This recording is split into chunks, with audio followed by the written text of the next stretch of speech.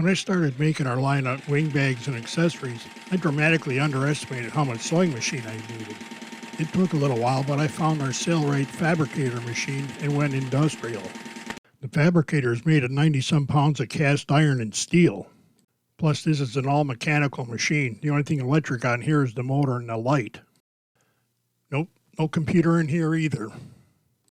I know all this hardware has to be lubricated, but what I didn't expect to find in this machine is a wet sump oil pump.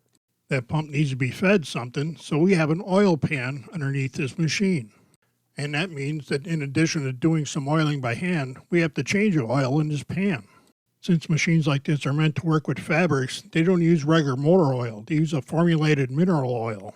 So I needed that, a bottle for the old oil, and a way of getting the oil out of the pan. The oil pan does have a drain plug like in your car, but we do this in a house, not in a garage, so I'm not opening that. The baster might be a little slower, but it'll work. And we're not talking about a whole bunch of oil here, so using the baster is just fine. After the baster, I just use some paper towel to soak up the rest of the oil and to get the debris out of there. I try to be careful, but I still wind up with little bits of thread in the oil pan, so we got to clean that out. I took the time to make sure we hadn't sucked any thread up in the oil pump. That all looked fine, so we're ready to go.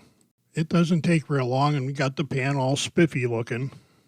This pan doesn't have a dipstick, but they make it easy to get the right amount of oil in here. If you can see and read, you can get the oil at the right level. I like this no measuring approach to filling up the oil pan. I just poured some in, let it settle a little bit, and kept doing that until I got up to the H mark on the pan.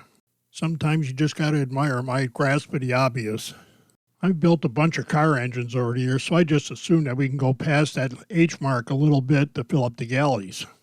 There's a pretty good chance that that doesn't apply to this, but it makes me feel better. The manual shows us that there's places in here that need to be oiled manually from time to time, so I went through that right now while we had this open. Now we just close this up and this part of the oil change is done.